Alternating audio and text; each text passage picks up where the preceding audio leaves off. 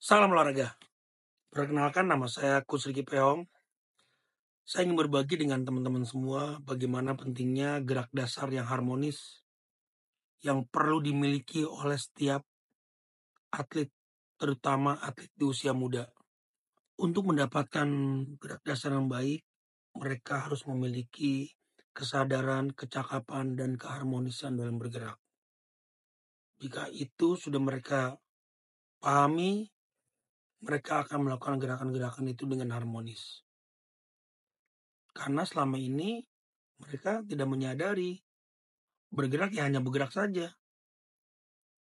Berdiri, berlari, melompat, melempar, mengangkat, mendorong.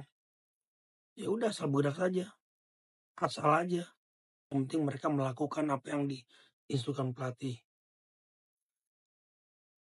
Nah, dari pengalaman ini saya melihat di lapangan.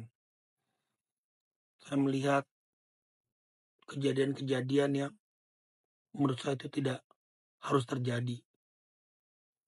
Ada seorang atlet usia muda, umurnya 10 atau 11 tahun, sudah mengalami cedera pada lututnya sehingga harus dioperasi,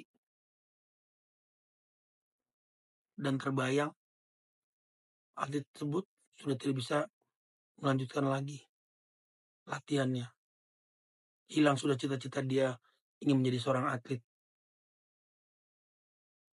Ini curhatan beberapa orang tua. Ini terjadi karena ada gerakan-gerakan yang kurang harmonis yang dilakukan. Contohnya ya misalnya saat mendarat,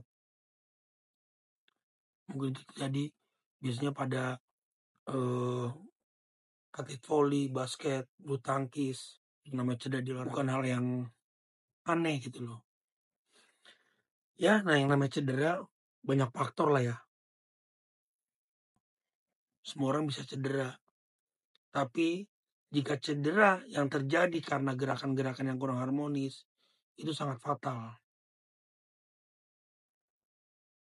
Cedera yang dilakukan karena kelalaian atletnya itu harusnya tidak boleh terjadi.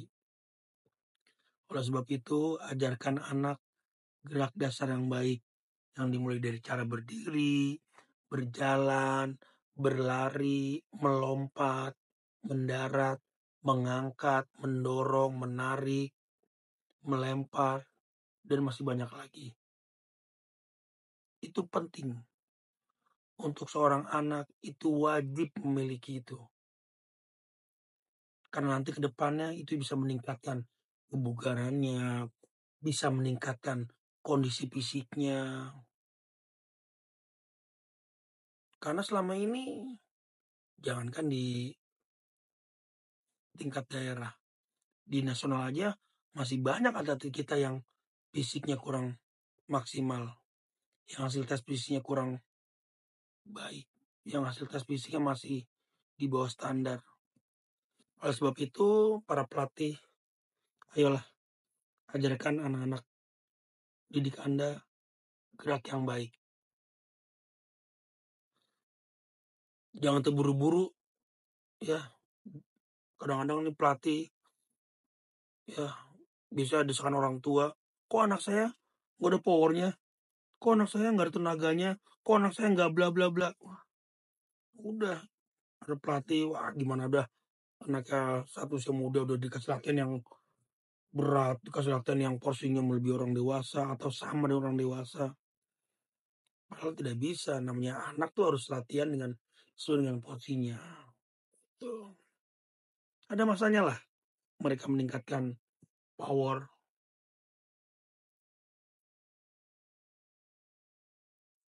Gak usah terburu-buru lah.